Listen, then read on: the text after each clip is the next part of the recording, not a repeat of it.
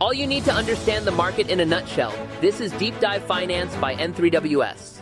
Hey everyone, welcome back for another deep dive. Today, we're going to dig into a day in the business world that really, threw some curveballs, to say the least. Yeah, it's pretty fascinating how these stories we're going to get into, they might seem kind of all over the place at first glance, but they really highlight this underlying theme, this need for adaptation that's become so crucial in business these days. Okay, yeah, adaptation. Always got to be ready to roll with the punches, right? So, first up on our radar, Lufthansa, the German airline, they're in some hot water, facing this is not your average parking ticket, a record-breaking fine for allegedly discriminating against Jewish passengers. And we're not talking about a slap on the wrist here. This is a serious penalty. The U.S. Department of Transportation, they hit Lufthansa with a $4 million fine. Wow, $4 million. It really underscores just how seriously regulators are taking passenger rights, especially as the world becomes more globalized. Yeah, makes you think twice. And the details of the incident, they're pretty troubling, to be honest. Earlier this year, a whole group of Jewish passengers were blocked from boarding a connecting flight because of, it seems like it was the actions of just a few individuals. It does raise those really critical questions about cultural sensitivity and awareness, especially for companies that operate internationally. Lufthansa's every move is going to be under the microscope now, for sure. Yeah, and you have to wonder, could this set a precedent for how other companies handle situations like this in the future? Oh, absolutely. The stakes are high. Definitely something to watch. All right, shifting gears now from the skies to, aisles, I guess you could say. We're talking Walgreens. You might have noticed fewer Walgreens around lately, and there's a reason. They're shutting down a lot of stores. A lot. Yeah, like 1,200 stores. 1,200. It's a clear sign of the times, right? Yeah. Traditional retailers, those brick-and-mortar stores, they're facing an uphill battle these days with online shopping and, consumer habits just changing so rapidly. Yeah, and it's not just the online giants they're up against. Walgreens CEO, he's been using the word turnaround, almost like they're trying to adapt to a whole new reality in retail. Exactly.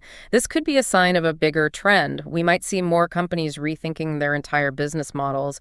For Walgreens, that probably means a bigger emphasis on online, maybe integrating more technology into their strategy. Makes you think how many late-night toothpaste runs could have been replaced with a couple of clicks on your phone. Right. Convenience is key. You got to meet the customers where they are, and increasingly that's online. Okay, so from shopping carts to how about silicon? Let's dive into the tech world for a bit. Ever heard of ASML? They're the ones building these, they're incredibly specialized machines, essential for making the chips that are in pretty much everything these days, your phone, your car, you name it. And their latest announcement, it's got the whole tech industry a little on edge. Yeah. ASML's earnings, they fell short of what everyone was expecting. And their outlook, it's making people nervous. They're such a critical part of the whole semiconductor supply chain, so any little hiccup from them. It's like a domino effect, right? Exactly. Smartphones, electric cars, you name it. It could all be impacted. So are we talking like tech dreams on hold? Should I be worried about, not getting the latest phone or having to wait even longer? Well, it's definitely something to keep an eye on, that's for sure. We could see some delays, yeah, and maybe some price hikes too.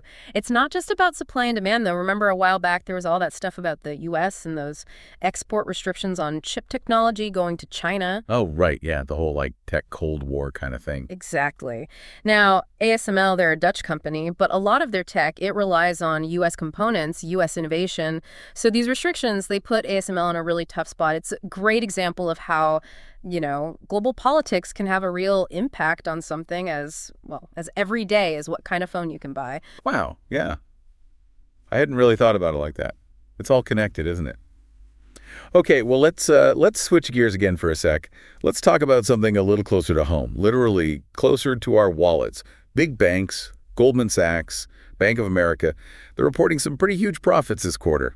Time to break out the champagne. Hold on to your party hats for just a second. It's great to see those positive earnings for sure, but it's important to remember the bigger economic picture, right? Things are still pretty volatile out there. True. But, Goldman Sachs, their profits almost doubled. That's got to count for something, right? It does suggest they're doing something right. Their success It seems to be driven a lot by growth in their investment banking activities, which, could point to increased market confidence, but there's still that economic uncertainty. It's kind of hard to tell if this is, a sign of a major recovery or just a blip. So what about Bank of America? Are they seeing the same kind of success? They are, actually. Bank of America also had a really strong showing, particularly, again, in their investment banking division. Seems to be a bit of a trend with these big financial institutions. Makes you wonder what's driving it. Yeah, like what's fueling this investment banking boom? And is it sustainable? Those are the million-dollar questions. It seems like low interest rates might be a factor. They make it cheaper for companies to borrow money, which leads to more mergers, acquisitions, all the stuff that keeps investment bankers busy. But those low rates, they can't last forever. So this whole banking boom could just be temporary. It's possible. We have to be careful about mistaking short-term gains for long-term stability. It's a trap that, honestly, a lot of businesses fall into, both big and small. It's funny how these different stories all seem to tie back to one main idea, this whole adaptation thing. Whether it's airlines dealing with those ethical questions or banks riding high on profits, it really does feel like the ability to adapt is key. It's true. It's this constant throughout all these stories, isn't it?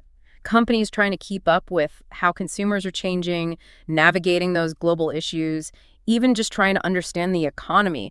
Adaptation is crucial. It's like the only thing that stays the same is change, right? Yeah. But how do we actually, like normal people, not big CEOs, how do we take this idea of adaptation and make it work for us? That's the million-dollar question right there. For me, I think it's about always being ready to learn and being flexible.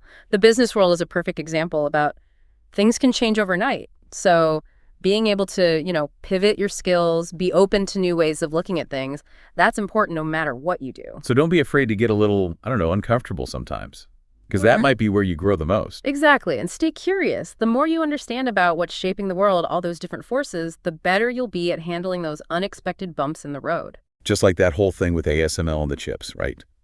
I never would have guessed that something happening with U.S. exports could actually affect how much I pay for my next phone.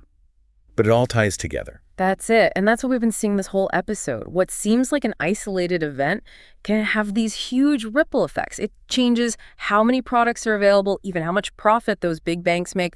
It's all connected. Makes you realize that staying informed isn't just about knowing the headlines.